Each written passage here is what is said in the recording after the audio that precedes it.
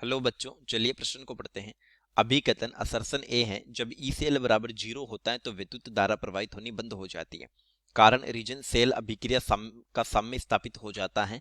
एबेसेद ई 5 विकल्प सही विकल्प का चयन करना है। तो आइए प्रश्न की मुख्य अवधारणा पे बात करते हैं। मुख्य अवधारणा के ई सेल का मतलब होता है सेल का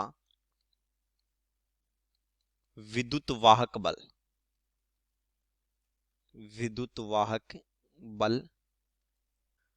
अब देखिए, डेल जी का जो मान होता है गिब्स मुक्त ऊर्जा सेल अभिक्रिया के लिए ये आता है del G naught plus R T L N Q. यहां जो क्यू है इसका मतलब होता है अभिक्रिया गुणांक और डेल जी है गिब्स मुक्त ऊर्जा परिवर्तन। गिब्स मुक्त ऊर्जा परिवर्तन।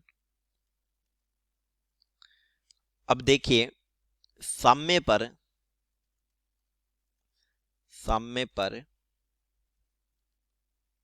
डेल जी का मान शून्य होता है। शून्य होता है क्योंकि साम्य पर कोई नेट अभिक्रिया नहीं होती। कोई नेट सेल अभिक्रिया नहीं होती। सेल अभिक्रिया नहीं होती। साम्य पर होता क्या है कि डेल जी का मान हो जाता है 0 और जो क्यू अभिक्रिया गुणांक है ये बदल जाता है के इक्विलिब्रियम में, यानी कि साम्य नियतांक में। साम्य नियतांक। तो देखिए, डेल जी जब 0 हो जाएगा तो ये हो जाता है डेल जी नोट बराबर minus R T L N Q. अब डेल जी का जो मान होता है वो होता है minus N F E cell. यहां एन का मतलब होता है अभिक्रिया में शामिल इलेक्ट्रॉन।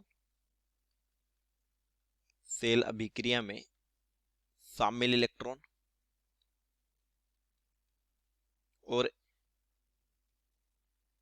एफ का मतलब है फेराडे नियतांक।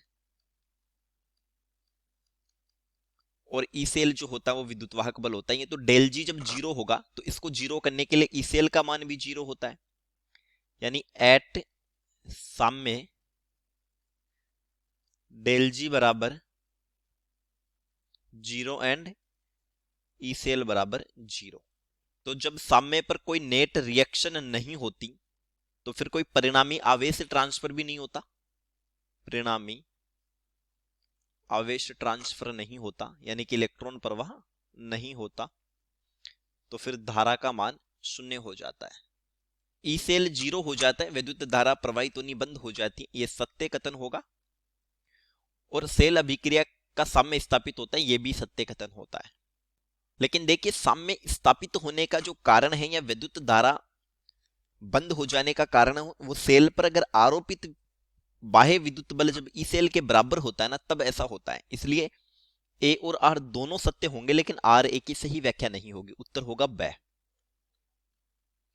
चलिए, उम्मीद करता हूं प्रश्न समझ आया होगा। धन्यवाद।